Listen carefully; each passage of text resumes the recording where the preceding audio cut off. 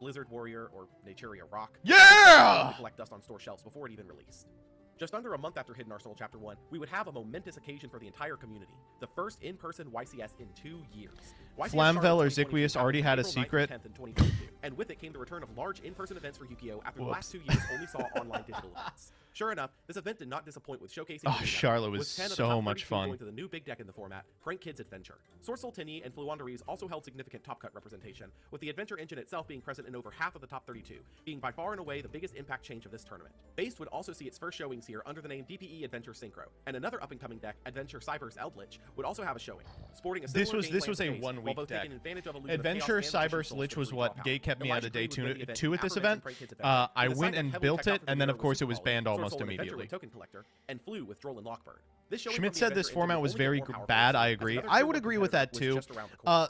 Most of the decks were playing like Magician Souls, Adventure, Fusion Destiny, Owl like a Bash, significant right. amount of Release date, really April powerful 15th, one-card 2022. engines. Set So what type, you would do is you structure just deck. reveal your Archetypes, hand to your branded, opponent, and if followed you by drew Impact, 4 of your one-card should all engines be and they drew 5, then they won. The long-awaited Albaz Strike structure deck finally released in April after being delayed from March, and it sure did shake up the meta. The release of Branded Fusion, Lubellion, and Mirror Jade launched the previously fringe deck of Despia straight into Tier 1 with Branded Despia, a deck that leveraged all of the new fusion support pieces to control board states with a heavy There's amount a of interaction bug and on tax my- the opponent with Master Get Ring. off there. This was further boosted by Branded in Red, giving the deck easy and reliable lines to Guardian Chimera on the opponent's turn, which made things even more strenuous as essentially any board state the opponent would try to build would get interrupted by some form of interaction from the Despia player. This could be even further boosted by the Adventure engine, as sending Water Enchantress to start plays with Branded God, could provide Branded an additional Adventure layer of was insulation to my your plays by favorite starting an one Adventure of line. those. This was on full display the following weekend with the multiple YCSs in Bogota and Guadalajara, having both win the event Bogota. piloted by Chris Lofton and Andre Torres respectively. What happened to them afterwards? I did like that there was an anon post that was like, well, the only 2 wins for Branded Despia, they got banned after. Was it for what they did at that tournament? The interesting part of this, though, is the split on the best way to play the new Despia Menace, That's whether true. it be pure or with the Adventure engine. I Both had liked clear Adventure benefits, like because Pure it being able to required always less normal summon thinking. a Looper for its effect, while the Adventure engine variant had the added insulation from hand traps interrupting your Branded Fusion. In both of these events, Adventure DPE was still rampant in multiple variants. Yup. Most commonly in the Prank Kids variants is their ability to generate materials for Verte and Dagko was Yup. unmatched, with the combo continuing to dominate the meta, even with the new top deck in Branded. This would lead into another major reprint set the following month, with other sweeping changes just around the corner. Hey, remember Ghosts from the this Past, set? The Second Haunting. Release date, May 6th, 2022. Set type, reprint set. Archetypes, Agents, Crystal Beasts, Code Talkers. Impact, Cheap Aluber. I was going to Last say, set shows Aluber something. reprint. Ghosts from the Past 2 all around Shouts was out to fairly Aluber being unimpactful about reprint set, but it's not $100 hard to before the see. Ghosts Its main reprint. draws, the Ghost Everyone was Raiders, just like, were all oh, catered it was towards like the legacy before the format deck had market, come which, out. while good for selling the set initially, left it to have almost no impact at all on the metagame. Its new cards, like Boral End Dragon and Decode Talker Heat Soul, would have some impact in Dragon Link and the eventual Math Mech, but its main purpose was reprinting a bunch of niche cards that had gotten high in value due to the impact in current decks, like Ryza from Flu, Banshee for side deck play against Flu, You know, a it couple is of it hero is rough cards, because and the this Tengu was Beasts. a The only very massive important reprint that happened set here to was budget Aluber, players. and this was notable since he was only about a half a year old at this point, but it was actually necessary due to 2 factors. Aluber's price had gotten absolutely out of control at this point, hitting around $140 at its peak on the secondary market. But more likely, the actual reason for this reprint was the fact that in the EU prints of the set, he was misprinted to say search a Despia spell or trap instead of a branded one, which means he needed to be reprinted for European players to have a Wow, correctly so erotic that's what we version, have to do. especially with the popularity of Despia branded Rising. Regardless, Ghost 2 didn't impact the game nearly as much as people Every hoped. time that The we game was want a definitely card to about come getting down in taken out price, we the need to following week. painstakingly The comb ban its list was text updated to 2 find weeks a later on reason May to 17th, reprint it 2022, for like and errata oh reasons. boy, what an update. Auroradon, Verte, and Meow Meow Moo were all banned in one swoop, absolutely destroying Prank Kids in the meta and removing the DPE engine from most decks. And thank Auroradon God was for also that. targeted at decks using Halka-Fibrax as an engine to access 2 to 3 negates off of one card, which was further backed up by the limited section. Jet Synchron, Red Rose Dragon, Turn up just a little bit here. Halka-Fibrax, Monkey Board, Shooting Riser Dragon, Change of Heart, and Time Seal were all limited here. Oh, Yada and Time Time Seal were is relics of still old limited, formats I that should have been released forgot. a while ago at this point. Jet Yeah, was these being cards released as suck. its main issue was in Auroradon combos, but with Hulk still legal was bound to do something. Red Rose Dragon was a hit targeted at base to prevent serious amounts of advantage generation, but also did very little with Hulk still legal. Hulk going to 1 was targeted more so at decks using second copies. I want to hear what he says meaning he only happened had for one Shooting was Riser. wrong. Monkey Board was the test release for Pendulums with their upcoming support, which did very little. Shooting Riser Okay. What is he going to say the reason they hit Shooting Riser was? Dragon was the head scratcher hit of the list, as to this day, no one really knows why this card got hit at all.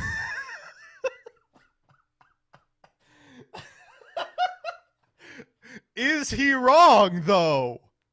Change of Heart was the limit that got people really talking, as it's one of the classic Power 5 spells, but in reality would only see play in a couple of topping lists through the rest of the year and wouldn't be nearly as staple as people expected. Semi-limited here were Dynamite Knight, Ben 10, Tenki, Desires, Light Stage, and Wall of Revealing Light. Dynamite was to boost True Dracos, as they were no longer relevant. Ben 10 was to boost Drytron, as the previous hits to the Fairy engine were devastating. Tenki You know, was due to call Zero me Tribe Raid no crazy, longer I being still relevant think in there the are meta. scenarios in Desires which was to True adjust from the Draco could be a previous list hit, very, which seemed very true good would be able deck. to do so soon after. Like, Light Stage was a boost to Trickstar, but also Not to right other decks now. squashing I think Trickstar Tearlament pieces. just plays And through Wall of Revealing Floodgates Light so was a product of the effectively, Bygone but era that needed if to the be top released deck sooner. were like Lastly, in Sprite, the Unlimits, we had Night Assailant, maybe. Trishula, Mirage Stalio, A Hero Lives, Circle, and Scapegoat. True Dyna Sailor Draco had an errata at this point. Trish hadn't done anything relevant. lives in and years. dies Salad hadn't based been off meta in a the while at this efficiency point. of its Heroes just floodgates, and weren't it can nearly find meta them enough to be more relevant, effectively and than Scapegoat almost cheating any out other of the loop after a control deck. one-turn delay just wasn't as good in the modern metagame. With all of these changes in effect, all eyes turned to the next core set to see how the meta would respond, and boy did it respond. What the fuck is that? Hyper Psychic Riser? Dimension Looks like Force. shit. Release date, Oh, May 20th, Difo was 2022. so Set type, good. core set. Archetypes, Scareclaw, Therion, Odd Eyes Performapals. Impact, better generic engines. Yeah.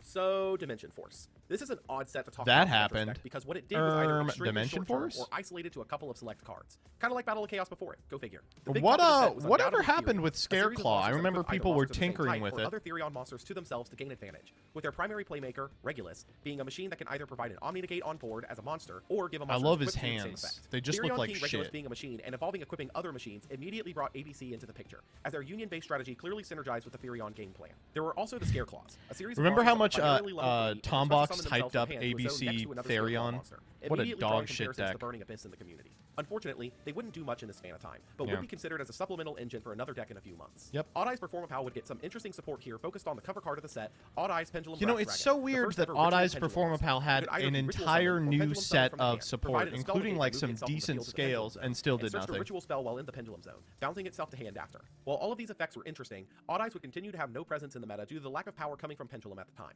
though Yep. it was not from a lack of trying, as in the same set, Pendulum strategies received Beyond the Pendulum, a link monster that Yeah, provided and scale searching even and if potential dual spot Electromite removal with existed, effect, you know, while that also that providing archetype two zones wouldn't and have been Pendulum summon good. extra deck monsters too, being the new star I don't know what monster Odd Eyes strategies would with even Electromite need, still banned. but Little clearly Lancers the got their second wave ritual of was support not here, one. centralizing their strategy on being a ritual engine of sorts. They would God, search for their he's pieces so from and ritual summon out Tomb fucking Broker and gay. intervention with it from there. Seeing Right? gameplay. Like, Alba he- Lunatus is right- the newest listen, Albaz I'm not- requiring Albaz and any Fire number of is like dragons. the It can gayest contact man I've used with ever either form seen. and could attack monsters up to the number of materials used, searching a fusion spell if engraved at the end phase. I mean, Geek This was Boy mainly is the notable for gayest giving branded man I've decks an ever answer to seen, Dragon but it's a Link, different though type its of seed play gay than mainly had a Fire. single copy, if at all, as it wasn't really needed at the time, but would get better soon. Much more notably for branded Shouts was the out to addition of our Banishment, which Albulenitis. They provided were like, either a "Stop Despia playing or a Dragon level 8 or Link." higher fusion, then let you have a super Their poly like boyfriends? effect, I banishing materials know! from either field. This I would be know. slotted in far more reliably. I like as that a searchable Mr. super Girl poly is just extremely like, good for the deck. oh yeah, Psychic Punisher she's and here. No Punk Deer Note would help push Punk as a standalone strategy into the meta, while also Note's making the Punk engine far crazy. better. Now having a much stronger body to summon with Foxy Tomb for certain lines, as Deer Note revived the Punk when sent from field to grave. Punisher, on the other hand, gave Punks a game-ending monster to use, as it was exceedingly easy to put a level 11 Synchro on the board with the deck with its access to level 8s and level 3 tuners.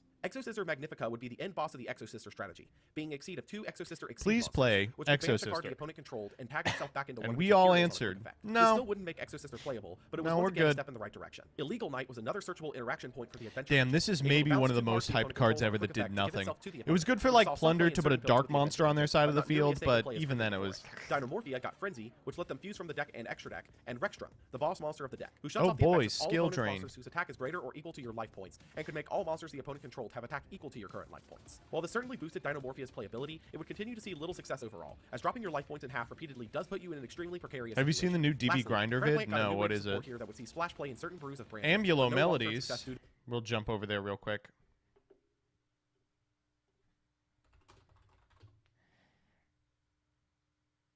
This one? Hello guys, the DB Grinder here, back at it again with another video, and this time we have Danger Panic with 527 rating versus I'm good.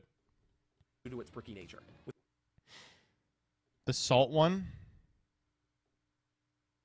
Hello guys, Bob. It's the giveaway one. This one? What the fuck? He's uploaded like 9 videos today. What is the one that you're talking about?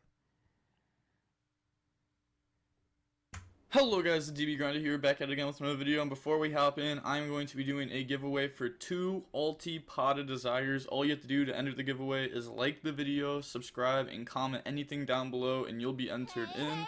And then let's hop Colby, thanks for the raid. right into the video. So we're going to see Studs group chat, which is me, attach, go summon Swap Frog. I'm not watching this. With all of these changes hitting the meta at once, there was bound to be a little bit of a shakeup, but how much was still to be seen. The next major YCS would take place a week later on May 27th, 2022, being the first major event following the release of Dimension Force. Surprisingly for most, Punk had risen into the meta substantially with the release of Deer Note, as the one card made Punk lines with Xiamen far more powerful than they had been prior, thanks to Xiamen alone getting you to Chaos Ruler and Hauka 5 racks with very little issue. Couple that with the deck's easy access to mills with a Chaos Ruler made it a perfect engine for multiple decks, seeing play in base as a way to start your various engines, and in Adventure Brews as a way to put Water Enchantress and various other good cards like Snow into the grave for a quick start line. They were also useful in combination with Therion, as the number one issue of Therion at this stage was the fact that most of them required a Therion or Machine Engraved to start, which Chaos Ruler alleviated that requirement easily. Branded and Tenyi Sword Soul continued to see major success in Top Cut representation. Yeah, we kind of skipped over Tenyi Sword Soul. But the standout of the tournament was unquestionably Po Jiang, who won the event with Sky Striker of all things. Po was on a card that would quickly become infamous over the next few months, being Mystic Mine. The next few months, it's been infamous for 3.5 years. He was main decking 3 Demise of the Land to be able to access Mine on the opponent's turn in response to their special summons, meaning it could shut down almost every major deck in the meta mid-combo. Mystic Mine was also present in Justin Singh's top 4 Drytron list, which seemed to be keen on turning out Mystic Mine and Vanity's Ruler at a rapid pace to counter out the meta of the YCS. Cool. These two tops were a catalyst of sorts, as moving forward, Mine became a central talking point with what needs to be added to decks to counter it out, or whether the card was actually healthy for the game in the first place. And this piece of discourse would only grow in the coming months with more results and sets releasing, as people now realized Mine's power in the meta, and it wasn't going to just simply go away. Duels from the Deep. Release date, June 17th, 2022. That's my Set type, birthday! Legendary Duelist. Archetypes, Shark, Marincess, Umi. Impact, an overly expensive reprint. Shut the fuck Seeing how up! this particular set did, it's no surprise how the Legendary Duelist sets ended up from here. Duels from the Deep was an absolute bomb of a set, and everyone knew it was going to be a bomb from It the was a get-go, bomb which is because it probably why was so Konami decided to reprint the bit explosive. of here, as the surprise reprint actually gave some decent purpose to the set, at first. It was quickly realized that Droplet was short printed here very heavily, marking its second short printed reprint in the last year, and with the previous reprint being in Brothers of Legend, meaning that even then, the set It's was still not a worth opening in the $20 slightest. card. Umi Control and Marincess would see some experimentation on the YCS stage, but no long-term success at all, as both were already considered outclassed by the current meta. though could still Marincess put up got some top interesting 4 results in at the a short term. The North American YCS! WCQ was about But a month yeah, it later on fucking July 15th, sucks. 2022, and this tournament shook up a good bit of the meta while reinforcing known points. Punk decks had taken the position as the most represented deck in the top cut, though this was Yeah. split between the 11 Punk Adventure lists and the 6 Punk Therion lists, with Punk Adventure representation being the highest single deck in the extremely diverse top cut for this particular event. The trend of the event was what most players had feared. Mystic Mine had taken over, being in both finalist main decks and seeing the top 4 be almost built to target out the Punk decks that had rapidly risen.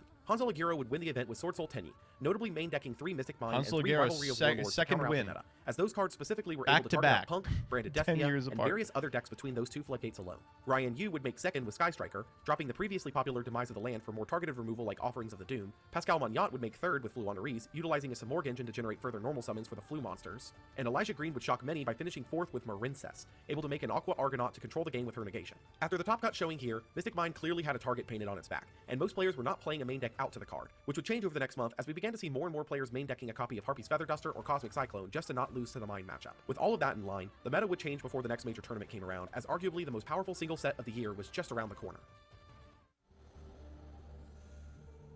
Legendary Duelist Season 3. Release date, July 22nd, 2022. Set type, reprint set. Archetypes, Dark Magician, Predaplant, Evil Hero. Impact, Cheaper Souls. I was gonna say Souls, Yeah, you probably forgot Malicious this set came Bane. first too. Season 3 literally was seen as a reprint ground for cards like Magician Souls and Pred Practice, the latter only being expensive because of a certain 2 big-name players bringing Predaplant brews to major events and spiking the price without even popping with it. Regardless, the set would also highlight a massive A issue with certain Yu-Gi-Oh's 2 product major etiquette. players. Could Magician have been Souls anyone. was short-printed, marking yet another major set that was marred by short-printing. Danny and without a Guadalupe reprint. This particular in, issue was starting to cause issues in the sales of these particular sets, as a player only really wanted them for reprints, and the rest of the cards were not particularly It relevant broke, in the meta, boy. only to find out the reprints were short-printed, so what's the point of even opening the set? This issue was becoming more and more prevalent as we got deeper into the year, but the set bombing was the least of players' worries. In the next 2 weeks, the meta was going to be completely upended anyways, and the set that followed would blow the current meta apart to make way for its new overlords. Here it is. Yeah, baby. Power Duelist of the Elements. Alliance Release tier. date, August 5th, 2022. Set type, core set. Archetypes, Sprite, Tier Yes, Limit, Goku. yes, Impact, yes, set of the yes, year. yes, After seeing the yes, results yes. from the OCG, we Set all of had the to grit and prepare for the release century. of this set. Set of And the it, without decade. question, had an impact out the gate. Sprite and Tier Limit were the talk of the meta instantly. Big fan of what are the archetypes in it? Sprite, Tier, Goaty. Not Neos. It's the cover card. With Sprite able to go through various level 2 lines and end on Totally Awesome in Sprite Elf, who could revive the Toad after using its negate, and Tier Limit, which could fuse using monsters sent to the grave by card effect to make insanely But powerful no, and actually, varied it's boards, not very including cards like Dragos Tapelia, Kaleido Heart, and Time Thief Redoer with the ability to trigger a fusion on the opponent's turn. Sprite would see meta play in its own pure variants, in combination with the Adventure engine, and even some experimentation with engines like the Punk engine to grab their starting cards with Chaos Ruler. Tier Limits would see experimentation with practically every engine under the sun that benefited from sending cards to the graveyard, including Branded, Danger, and even its rival in Sprite. These two cords of cards would form the backbone of the new meta landscape, though they were not the only decks present. Exosister would finally find a meta worth playing in addition to receiving Martha, Did who was they? a one-card Exosister Exceed to start plays far more reliably than before, in addition to having a more great Please variety mention meta Flu. configuration. Punk would grab 2 more pieces for their pure variant. I don't being give a Jam fuck. Extreme Session, Show which Flu. gave the archetype a Could we draw see 2 Flu, and a free please? summon, and Jam Dragon Drive, who searched or dumped a level 3 psychic on summon Flu, and could revive please. itself if Show the opponent Flu. responded to a Punk effect. These would see experimentation in the Rising Punk deck Need that had been Flu? Can you popularized show lately, Flu, but wouldn't please? be as powerful as the other contenders. Goatee were a new TCG exclusive archetype of fish monsters aimed at banishing themselves Yeah, or synchro this summoning deck boss sucks. monsters Flu, on the please. opponent's Could you turn talk about to Flu? trigger their boss monsters' effects, such as Goatee of the Deep Beyond, who banishes the entire board if he's synchro summoned on the opponent's turn,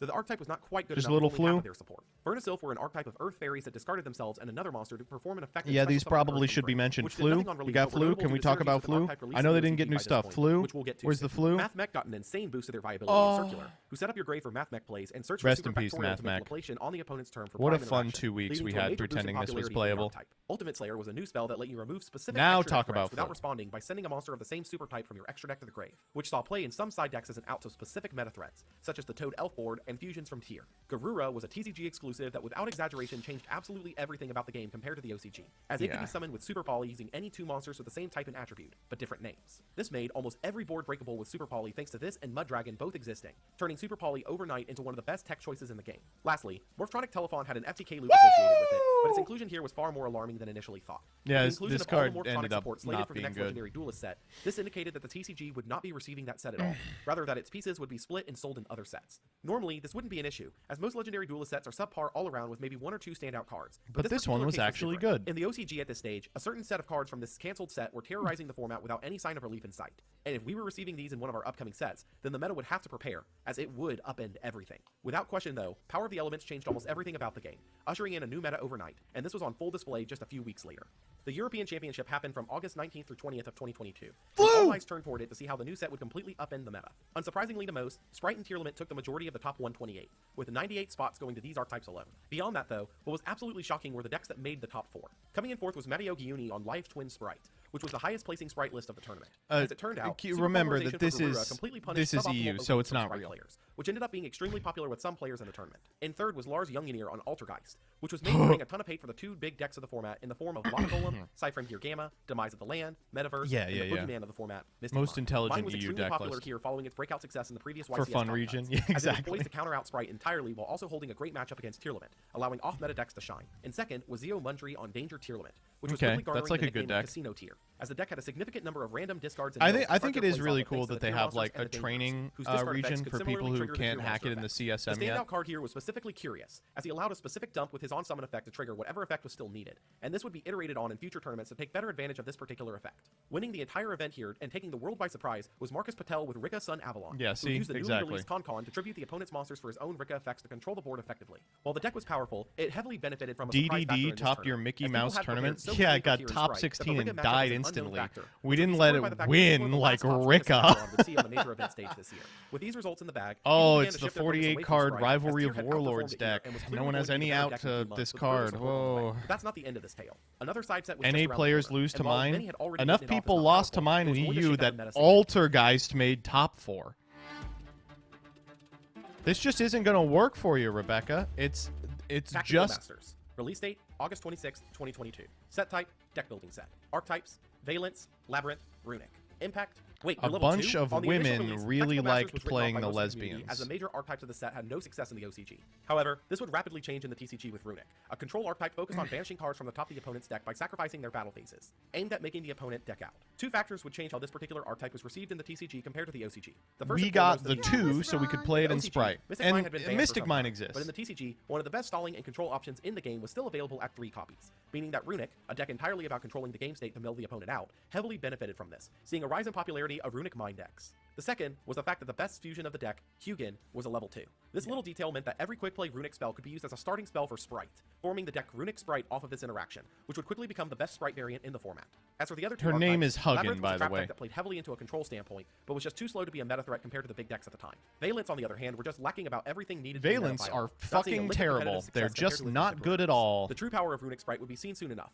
YCS Rio took place the same When weekend are we as getting Tactical Masters kissing? release, and as such, the meta would still be When are we fairly getting tuned to cover the frothy? elements specifically, as many had not yet tested the new Tactical Masters card. Woo! Enough, Math Tournament Mech had completely mentioned overtaken third Sprite best in terms of deck. top cut representation, as variants like Danger Tier and Punk Tier were putting up stronger results than Sprite overall. A little more surprising was the result from Math On Mech. Friday, The addition of yeah, Circular yeah, to the yeah, deck had yeah. essentially solved all of its consistency issues. That's when seeing Danny about half comes play it over. pure, while the other half played it in combination with adding Nister for the extra power boost from access to the Arrival Cybers, which most decks had no out to. While MathMech would perform well here, taking second place piloted by Marcus Lorenko, the true success story was Zhao Pulau Lima, winning the entire event with Mystic Mind Burn, which notably played absolutely no main deck monsters, instead looking to lock the opponent up with cards like Ojama Trio and Duo. and old This floodgates like doesn't count as Overmatch, NA. Rivalry of This doesn't count as This NA. particular win sparked outrage in the community, clamoring for Mystic Mind's ban, as it had been a major piece of now 3 event-winning decks in the span of a couple of months. Yes. This even sparked what was probably the most memed Yu-Gi-Oh tweet of Okay, the year guys, from Jesse but Cotton, with all where he due went on to criticize how respect- players were still not preparing for Mystic Mind, even though For what it's worth, Jesse was 100% right here. And you can see in future YCSs that as soon as people started respecting the card, it just dropped off in it terms had of now win won rate. 3 major events. He was The Oceania 100% Championships would correct. follow just a week later, with Tierlament taking the entire top 4 of the championship, seeing Dino Spasovsky win the entire It's thing with the crazy most at all secured wins, these. opting to play more hand Tier traps like actually Pro, Ash, and Hero was, than even at supplementary this engine point, the pieces. better Although deck. second and third place were Well, both I on mean, Danger like, variants. Sprite had What caught more most people's regional attention was tops Pojiang and was and more Jonas represented Singer's for top that 16 reason. finish But with Runic YCSs, Sprite, I think being on the tiers exact were same main just deck better. structure, showing the synergy the two cores had together in a new way that hadn't topped yet. Lastly, in the span of tournaments, YCS Niagara happened a week later, and would once again see Never an influx mind. of Sprite lists in the top cut, once again taking over Tier's position. However, once again, Sprite would fail to clear into top 4, where second through fourth place was once again claimed by Tierlament variants, with Exo Sister winning the entire event, piloted by Raymond Dye. Raymond would defeat Jesse Cotton in the This finals was after such a dropping cool Dimension Shift decision. leading to Jesse's I- previous tweet getting memed into the ground by the community. This was one of the only big finishes Exo Sister had at this point in time. There was the path to this was so crazy. So what had happened was everyone figured out an infinitely better way to play Tierlament. So going into the top 16, the tier decks were just so much better positioned than Sprite. They won all their top 8 matches, and then Exo Sisters, like, top 64 to victory line was tier, which was like 90-10 matchup. Finally showing how the deck had a good matchup in the current meta. But It's its overall power incredible. ceiling was still below that of If Tier, which if continued to people see major hadn't success, figured out and the its branded and consistency high was way spirits less than that of build, Sprite, this would have whose list was beginning cratered. to really shift into the Runic variant at this stage. This long string of event after event would finally be broken in mid-September, as the next major reprint set was finally given to us to help bring down the price of the meta.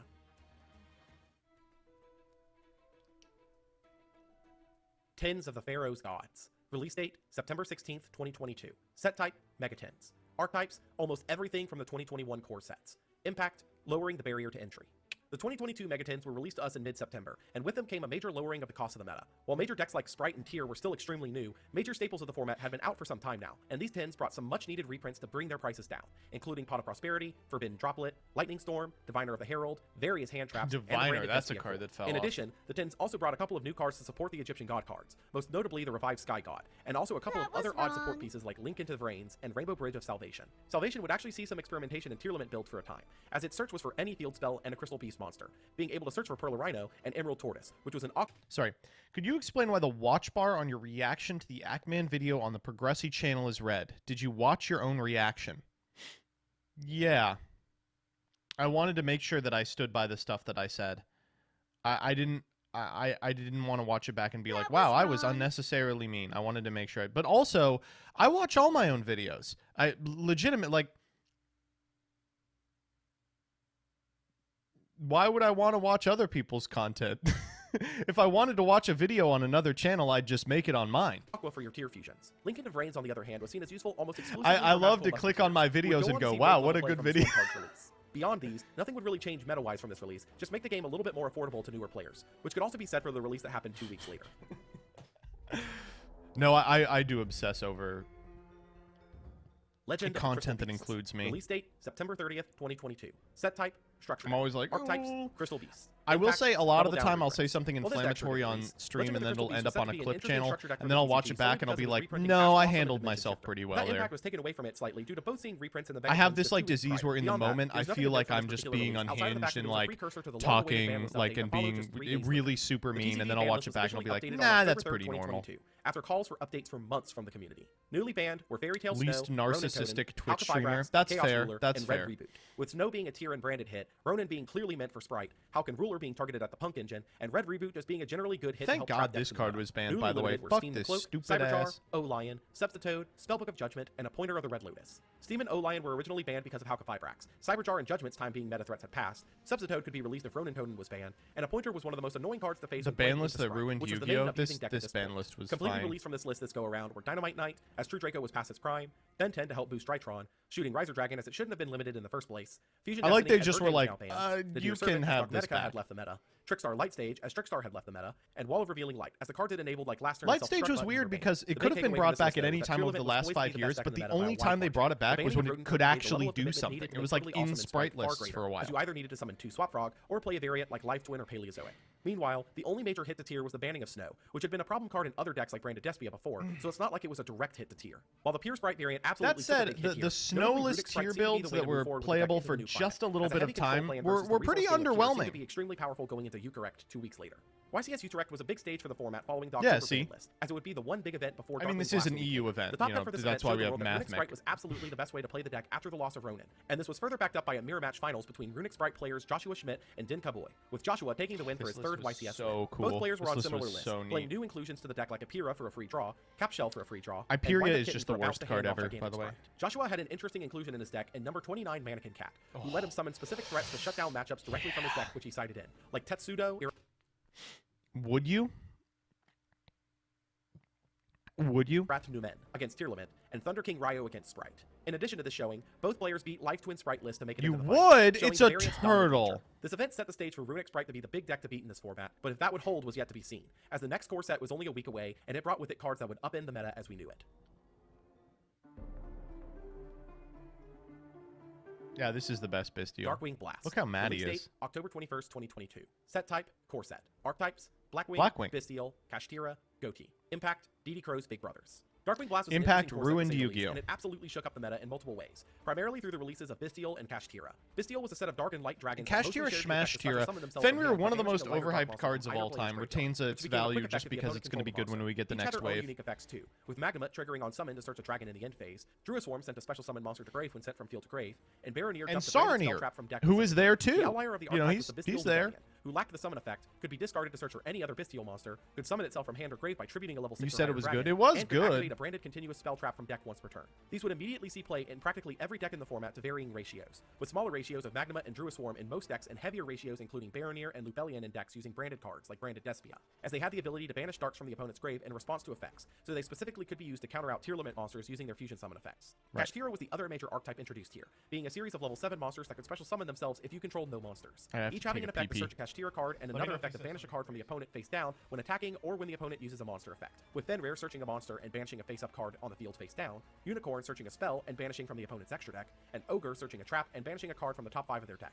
Of these, Fenrir would immediately jump out to people as being comparable to Dino Wrestler Pankratops, as it could summon itself and remove a threat by battle and by its effect, with Fenrir also being able to search for an additional copy of itself as its search effect did not exclude itself. Fenrir would go from here to see splash play in various decks, also breaking the record for the most expensive core set Ultra on opening weekend, breaking $70 a copy at its height. In addition to these, Sprite would gain a new Link monster in Sprite Sprint, who could send a level 2 from deck to grave on summon, and could detach a material from an Exceed you controlled when a monster is special summoned to bounce a monster on field to hand. This would instantly find a slot in Sprite decks to send a copy of Nimble Angler from deck to grave, which in turn could summon 2 Nimble Beavers with its effect, essentially turning 2 level 2s into 3 monsters, as you could then use Sprint to overlay with a Beaver to make Gigantic Sprite.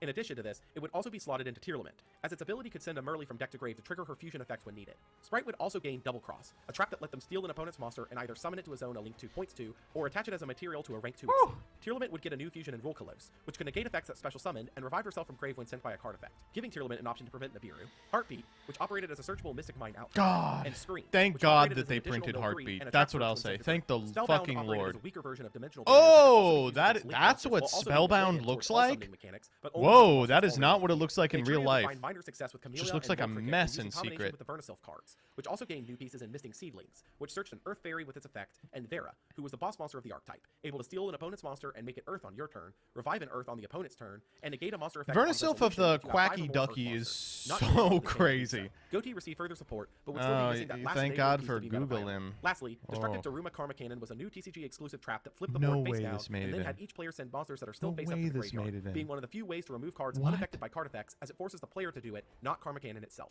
With all of these new tools released into the meta, there was sure to be an impact at the YCS happening the same weekend. YCS Minneapolis took place the same weekend as Darkwing Blast's release, and as such, the new releases would directly impact the top cut of this event. The split between Sprite and Tearlament was clearly moving to favor Tearlament more, even with the release of the new Bisteel cards. Bisteel will be more readily slotted into Tearlament builds, as the deck could always restock their build names with their fusion effect. It's so funny that the Bisteels are tier support. I've seen so many people be like, without the Bisteels, tier would be running rampant. It's like, bitch, what do you think is happening now? The Bisteels are the best part of that deck. Seeing Sprite tier, Fluwandereeze, Danger tier, and Runic Sprite all taking a top spot each. This was the coolest format. It was a neat format. I gotta say, pre-Ishizu, it was a very neat format. Enabling extra deck locks with Ibli by dumping her with Sprint and then reviving her with Elf. Michael Thomas would claim second with Fluwandereeze, being one of the best performances the deck had in the year. Seeing the growing power. I can't believe Flu has not yet won a YCS. It's crazy. When's the next EU YCS? Now it's gonna be won by like Bumbler Control. Could possibly ruin that, right? Right.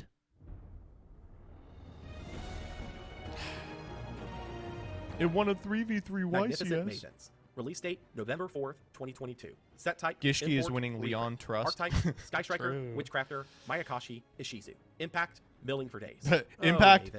The set that 100% put the nail in the coffin for the Legendary Duelist packs. At this stage, the Legendary Duelist sets that had come before, being focused on 3 archetypes used by characters from the anime, had been split into various OCG import cards, with Morphtronic being placed in Power of the Elements, and the Amazonas cards being split between Oh yeah, there were Amazonas cards in here. And most yeah, notably, you all the remember Ishizu cards being Amazonas? placed into This set. Amazonas In addition to pendulums. This, Mavens would import a couple of the new support pieces from the OCG's holiday set from 2021. But all I would know about these firmly if the on Curry Ishizu Bandit cards. wasn't racist. The monsters split themselves into 2 sets, one that milled 5 from both players, being Agido and Kelbeck, and one that could return 3 to 5 cards from grave back to deck, being Mudora and love Keldek. these cards. monsters I'm formed the such backbone a of what became known as the Ishizu Nation, usually which I'm had such a quickly built hater cards about and controlled the everything, Great but I Dark really Control do just decks. love these The reason fucking this cards. They're specifically was so so powerful was its clear synergy with neat. Tearlament, who heavily benefited from the additional milling effect, creating the deck known as Ishizu Tearlament immediately. Soy Many were extremely concerned about consumer. this, as in the Rebecca, OCG, all they Ishizu have to tier had do already is taken print tier a 0 position, vaguely completely icing lesbian out lady Sprite on a from the card meta, for and you many to would go, worry that the same was about to happen wow! here at TCG. YCS I'm Pasadena would take place the one-tricking same weekend as this. Maven's release, and the results would speak for how much the Ishizu cards had already changed the meta. With 26 of the 32 going to Ishizu Tearlament alone, we had officially entered a Tier 0 metagame which had already heavily split the player base. On the one hand, the format was clearly extremely skill expressive, as a good majority of the top 32 were big names in the game that could use the format as a strong form of skill expression. On the other hand, chain links and non-linear lines were so rampant that many watching the games on stream, including the commentators, were finding it difficult to keep up with what effect was happening. That is not the fault of the deck. That's the fault of the commentators. With many community members joking about a specific moment in top 32 where Pack and Hani reached Chainlink 8 in their interaction. Oh Having my so god, much of not the deck laid out on the Chainlink 8. table that Oh it my looked like a god, deck 8 fight. 8 Hani would go on Chainlinks? from that match to win the Holy, entire you event gotta with be Ishizu Tearlament, kidding. defeating Jesse Cotton in the finals in an intense mirror match where Hani would resolve Abyss Dweller's effect 4 What a times in game 3 to lock it up. finals. Aside from Ishizu Tearlament being the top deck, the other big takeaway from the event was the power of the Bisteels once again, as every player in the top 4 was playing a Bisteel package of some size in their main deck to help counter out Tearlament. With 4th place Dakota Angeloff taking it a step further by playing 2 copies of Mask Change 2 to access Darklaw while going first to auto-win the mirror match. The only non-Tearlament deck in top 4 was Vincent Wong's Sprite, which was main decking a massive 8 Bisteel cards as well as Skullmeister and Ash Blossom to counter out Tearlament. Massive 8, now YCS 9 Pasadena is had shaded standard. the That's metagame so to its funny. core and ushered in a new Tier 0 format, being the game's first since 2017 with Spiral, and there was no sign of that changing with Dortmund directly after. YCS I'll Dortmund never was the forget following Vincent. weekend on What November do you think 12th, your chances 2022, are? And similarly to Pasadena, was completely 0%. dominated by Ishizu Tearlament, with 71% of the top 64 being the new Tier 0 deck.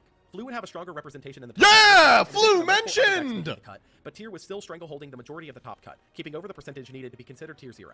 The finals was not a mirror match at least, being Vincenzo Orofino on Tier against Mario Aguirre on Flu, with Vincenzo winning the day and Tearlament taking yet another event. The big talking point of the top cut, however, was the sudden appearance of an archetype from the past, being Madolche. The deck had received some serious boost in viability thanks to the It was Vertical Herman, which who was enabled summoning trolling Madolche everyone. monsters and could even search for Angeli and Petting could have Sessor with won the effect of with Misting a Season, structure deck. which when combined with the Ishizu cards and Bisteels gave them a strong matchup against specifically Tearlament. With a YCS in the books, many turned to the next set release and the final pack of the year to shake anything up in the meta, but judging by the set list, that was unlikely. What are you talking about? The Crystal Beast set is great. Battles of Legends. Golem! Golem! Set type, import, reprint. Archetypes, Crystal Beast, Doodle Beast, G Golem. Impact, Edison reprints. Unsurprisingly, Yeah, the set's we- new card we for almost got immediately Vayu, discarded right? as worthless. Crystal Beast would get 7 new names to the archetype. This came but out. only maybe 1 or They're selling it at 5 at my locals. I'm legitimately like, no one's gonna buy this. 2 were playable. G Golem was dead on arrival, and Doodle Beast, Hey, fuck off! well, actually pretty decent for dinosaurs, was supporting a deck that hadn't been relevant in quite some time. Why would he even say that? G Golem is like the best of the archetypes in here. The set was mainly looked at for reprints of cards that had gotten unnecessarily expensive as of late. Cards like Access Code Talker, Selene, Queen of the Master Magicians, Borreload Savage Dragon, and Utopic Draco Future, but also went out of its way to reprint cards for either the Collector's Market or the Edison format that had gotten needlessly expensive, like Toon Blackluster Soldier, DD Crow, Revived King Hades, and Blackwing Vayu. Meta impact-wise, the set had none, which is apparent for YCS San Jose directly after. Even though this event just happened, we have very little coverage of the event itself. Unsurprisingly, the event was won again by Ishizu Tearlament, but as if finally fulfilling a prophecy, the winning pilot was none other than Jesse Cotton, who had come in second in 2 different YCSs earlier this year. The only confirmed breakdown we have is of the top 8, of which 5 players were on Ishizu. Star was like, after seeing the TMT, I want to play G-Golem, and I had to let him down. Yeah, you had to tell him it's too easy to scum wins with it. 2 were it's on too Sprite, strong. and 1 was on Fleet. You got to play Although something looking more over what challenging. confirmed decks were in the top 32 shows just how dominant Ishizu Tier was compared to its competition. With all of these results set in stone, a new ban list was just around the corner and was set to shake up the meta once again, just not in the way many were expecting. The TCG ban list officially updated on December 1st, 2022, and this update is probably one of the most odd ban lists we've received in recent years. This With ban Ishizu list Tier was clearly being the best deck, fine. many expected to see This a direct ban hit list to the was deck, fine. but Many instead, expected we to saw see the mainly cards plus that had main been counter, reprinted a Flip, week Ban ago were listed banned, Mine and Curious, because they're which were the dumb most as hated fuck. card in the format and a combo piece that had long since fallen out of favor. In fact, they Limited really was weren't Herald of the expecting a Orange ban Light, list taking at away all. Ishizu Tier's main out to Dimension Shifter. Semi-limited was Lyrilisk Recital Starling, giving Bird Up its main combo enabler back, and newly unlimited was Ptolemaeus, Tenki, I love that Dimensional people are Fissure, still calling him Metaverse, Bird Up. and Macrocosmos, which were undoubtedly the biggest portion of the list. Ptolemaeus started getting tossed around as an answer to Tier through the use of Constellar Diamond, but many neglected to realize you could only make Diamond from turn 2 onward due to its restriction of a main phase 2 summon, making it Damn, more I niche guess than that initially expected. actually Tenki was an everyone is fucking inconsequential removal, stupid, as and it was I'm the already only at one 2 who's before read this. Stellar But the Knight, 3 main Stellar talking points Diamond, of the and list were Fissure, Ptolemaeus. Metaverse, and Macro, all 3 of which were essentially either floodgates or floodgate enablers, and each one had a And direct counter to each Tearlament one built into fucking them. While we have sucks. not yet had an in-person event to test this out, all eyes have turned to the Remote Duel YCS at the end of the year to be the testing grounds for these new changes. With that in mind, there was one more release this year that added cards to the pool, though their meta impact has yet to be seen. Come on, man. So Dark this World. actually will Release date, probably December change 2nd, some stuff. 2022. Set You type, can structure deck. Archetype, you can make Dark World. Grapha in Tier. Impact, Danger reprints. Ending the year with a bit of a dud, the Dark World structure deck is, for the most part, not meta relevant and changed nothing overall. While the new Dark World cards are great for their archetype and do bring the deck up in meta viability, it just has an awful matchup into both Tearlament and Floowandereeze, which are currently Yeah, dominating forces. in that's- the I meta. mean, that's the main end draw of to the structure sentence, deck is more so basically. the reprints of the Danger monsters, who've been steadily rising over the year with decks like Casino Tier getting big, although they're not currently Oh, he's viable even in the calling meta, it which Casino brings us to Tier. the end of 2022. What a year it's been all around. Such a roller coaster of releases and viable decks. And I should have honestly, mentioned one of the most Grapha. rapidly Grapha not diversified mentioned. metagames we've had in It's a while. playable in Tier. Until it became Tier 0, but let's not worry about that. Let's take one last look back over the sets of this year to give our appreciation. This has been a The much Engine better Supplier, year for Chimera Yu-Gi-Oh! and than Illusion like Holding Facility, the Unwanted 2020, Reapers, the Theater Chase 2021, Retro, the Spookaloo 2019, Part 2, 2018, the Halberd or the Freaky Fish 2017. die set, the 1 month too late reprints. Yeah, the this has Metabreaker, been the the best Mine year Enablers, the for long Yu-Gi-Oh! overdue in reprints, 6 years, the for Why sure. Are you even here? The roided up DD Crows, the Metabreaker, the Hot Topic Crystals, and the budget option. This has been your Yu-Gi-Oh! 2022 recap. And honestly, while it had its ups and downs, it at least hasn't been a year of boring no changes. However, judging by the upcoming release schedule, 2023 He isn't did looking mention like much is going to Scareclaw. change in the next few months, aside from Kashtira becoming viable. Unless that Kate Guardian support actually turns out to be good. Please, please, please be good, please be good. Please. Let's So I'm go, still holding let's out hope for go. more shakeups. And thank you guys for sticking around to the very end. I know this one's a bit long compared What to a my other fun recent videos, one. and I haven't like done the my Law usual essay. Yu-Gi-Oh! Let's subscribe. Let's all subscribe together. All right, chat. Time to wrap this up. Entries are closed, and the winner of this field cloth is Era the Oracle. Era the Oracle. Vlad, I'll send you some stuff for clips. I don't, probably not this one. Era the Oracle. Are they here? ERATHEORACLE. 30 seconds on the clock.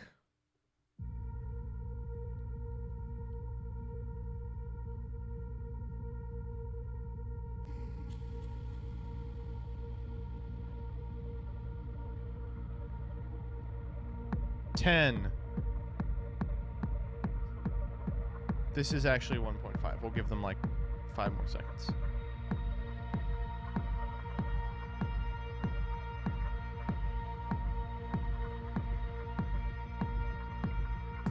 Nope.